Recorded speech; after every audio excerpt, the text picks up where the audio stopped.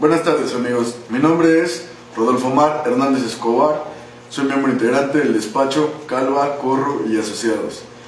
Esta tarde abordaré lo referente a la reforma educativa y su incorporación a los diversos sistemas estatales. Para empezar voy a decir que la evaluación que pretenden imponer arbitrariamente y ilegalmente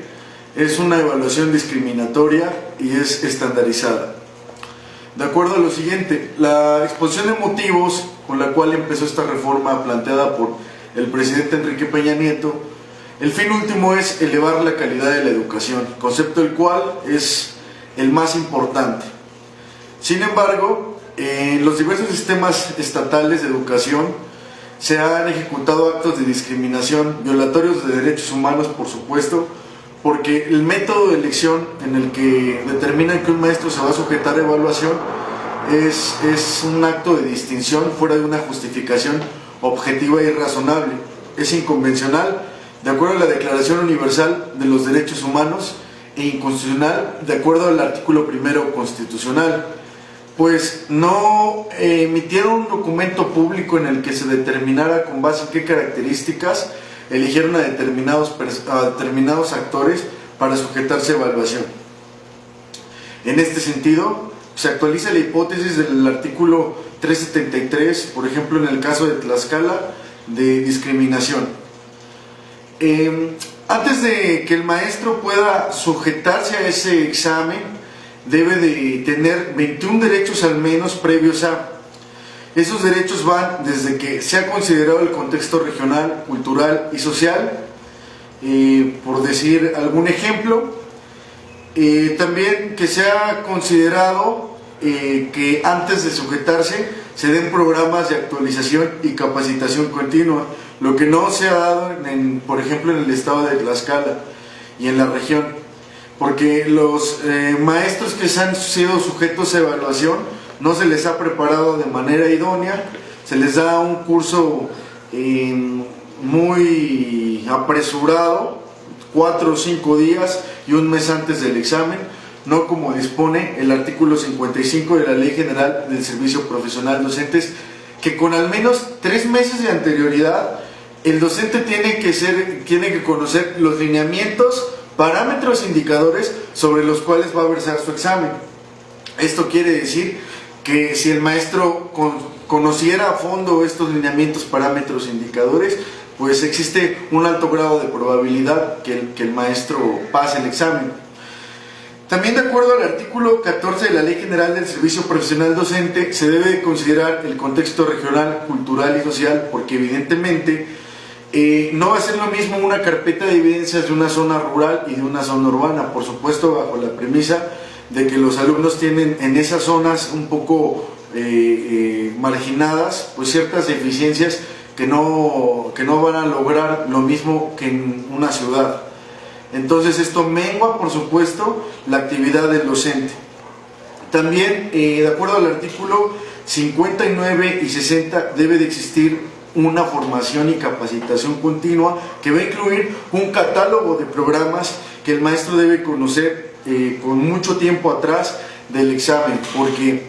precisamente el fin último es elevar la calidad de la educación, actos los cuales si se omiten llevar a cabo por parte del Estado, por conducto de la Secretaría de Educación Pública, pues se cuestiona que realmente se esté elevando la calidad de la educación. Por ejemplo, de acuerdo al artículo 68 de la Ley General del Servicio Profesional Docente, el examen no tiene una finalidad coercitiva donde se ponga en peligro la estabilidad del empleo del maestro, sino que tiene la finalidad de ser un examen diagnóstico capaz de que el maestro pueda conocer sus debilidades y reconocer también sus fortalezas. En ese sentido, bajo el principio de un examen que es autodiagnóstico y bajo el principio rector de la retroalimentación, el maestro puede así lograr que efectivamente se cumpla la calidad de la educación. El artículo 49 de la Ley General dice que sin estos requisitos previos, que estoy numerando algunos, que son de los más importantes, este procedimiento será completamente nulo.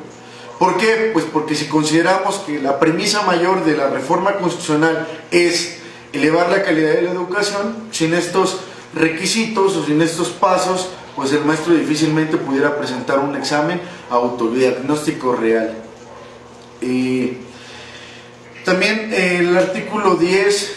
habla de que este sistema va a ser orgánico, articulado, un revisor, que van a haber instituciones como el INE que se encarguen de revisar constantemente estos alcances y estos progresos o procesos que el maestro debe de enfrentar para asegurar la calidad de la educación y la permanencia continua del docente. Sin embargo, en muchos estados ni siquiera estaba la institución del INE materialmente, como en el estado de Tlaxcala, que el INE no existía hasta apenas algunos meses. Entonces, pues esto pone en duda, evidentemente, la calidad de la educación. Y finalmente, por ejemplo, el artículo 22 de la Ley General dice que debe de existir precisamente esta revisión periódica en el que, en términos, por ejemplo, del artículo 53 de la misma ley reglamentaria del artículo 3º, debe de existir un tutor, el cual se encargue de llevar al maestro en todos estos procesos de la mano.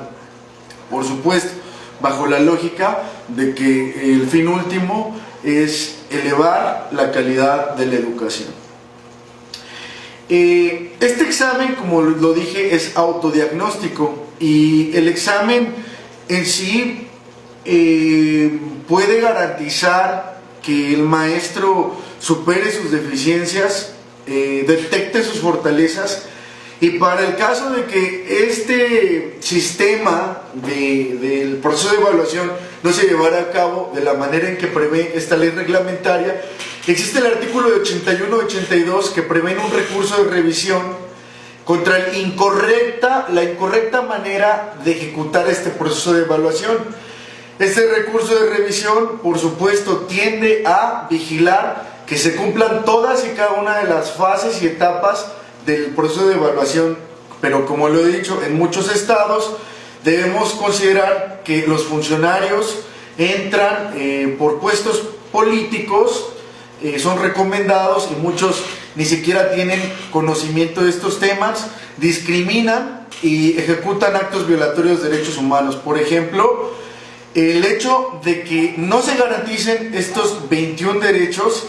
previos al examen es un acto de discriminación de conformidad con el artículo 373 del Código Penal Estatal, porque se les están negando derechos laborales. Es una restricción, una suspensión, la limitación de estos derechos laborales, por lo cual nosotros como despacho jurídico hemos instaurado denuncias y hemos instaurado